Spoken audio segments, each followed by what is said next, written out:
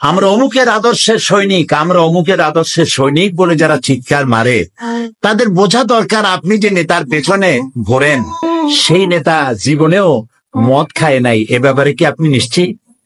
ওই নেতা জীবনেও মিথ্যা কথা বলে নাই, এবারে কি আপনি নিশ্চিত? ওই নেতা জীবনেও ওয়াদা খেলাপ করে নাই, এ ব্যাপারে কি আপনি নিশ্চিত? এই নেতা জীবনেও কোনোদিন পরনারী স্পর্শ করে নাই, এই ব্যাপারে কি আপনি নিশ্চিত?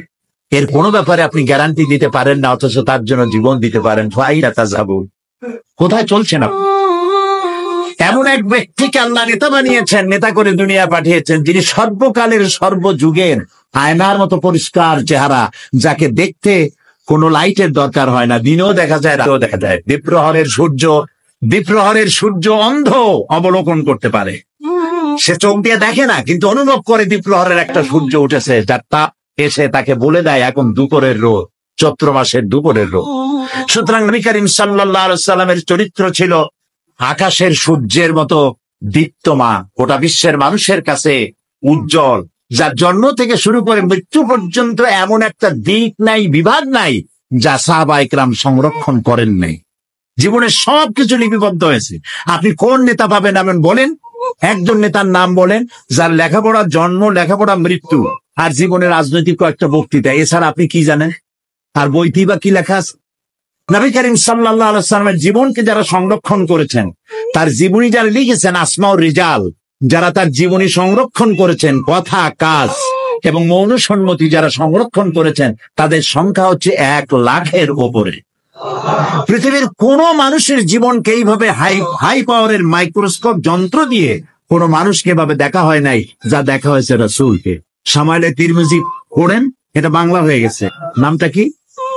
শামাইলে তিরমিজি কিনে দেখেন, রাসূলের তুচ্ছ ঘটনাগুলিও সেখানে, তুচ্ছ কাজগুলিও, এগুলি তুচ্ছ বলছি যে গুরুত্বপূর্ণ নয়, এরকমের কেমনে দাঁত খেলাল করতেন, কেমনে কেমনে বসতেন, কেমনে কাপড় পরতেন, কেমনে ঘুমাতেন, কিভাবে তিনি কথা বলতেন, কিভাবে দাঁড়াতেন, কিভাবে কোনটা কিভাবে কি করতেন, প্রত্যেকটি জিনিস লিপিবদ্ধ হয়েছে, একটি জিনিসও বাদ পড়ে নাই, সব লিপিবদ্ধ হয়েছে। পৃথিবীতে এই রকমের কোন মানুষ, এরকম কোন নেতা পৃথিবীতে আর আসে নাই।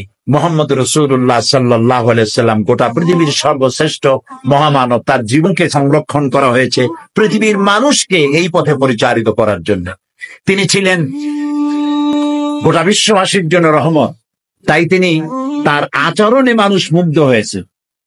তার কপালে লেখা ছিল না যে তিনি নবী, তার পিঠে লেখা ছিল না তিনি নবী, অথচ তিনি যখন তার স্ত্রীকে দাওয়াত দিয়েছিলেন, হযরতে খাদিজাতুল কুবরা রাদিয়াল্লাহু তাআলা আনহাকে যখন ইসলামের দাওয়াত দিলেন যে আমি আল্লাহর নবী, আমার উপরে ঈমান আনো, আমাকে বিশ্বাস করো, আল্লাহ এক, আল্লাহর উপর ঈমান আনো, এই কথা যখন তিনি দাওয়াত দিয়েছিলেন, হযরত খাদিজা কি দেরি করেছিলেন?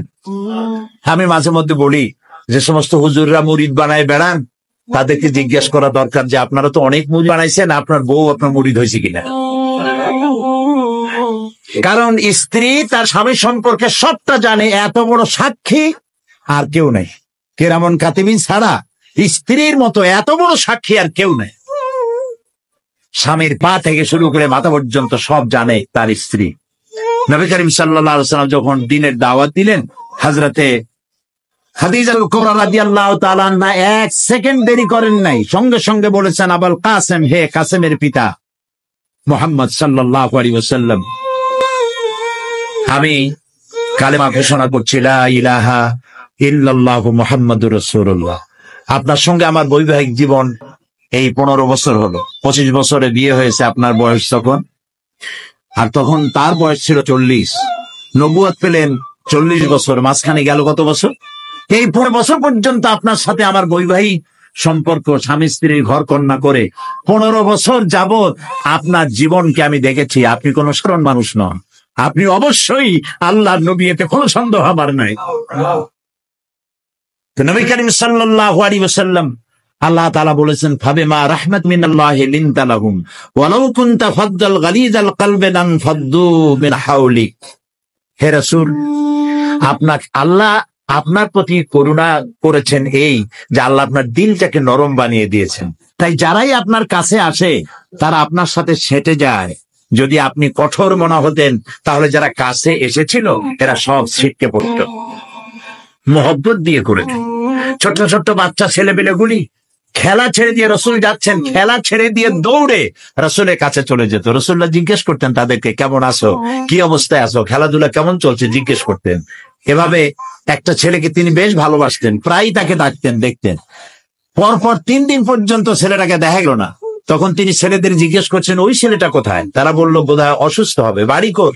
বাড়ির সন্ধান তারা দিল। রসুল্লাহ জানতে পারলেন সেটা এক ইহুদির ছেলে। তিনি চলে গেলেন বাড়ির ভেতর এবং ওই বাচ্চার কাছে গিয়ে বসলেন, গায়ে হাত দিয়ে দেখলেন অনেক জ্বর, হাত পুড়ে যায়। রাসূলুল্লাহ কপালের উপরে হাত রেখেছেন, ছেলের জ্বর নাই।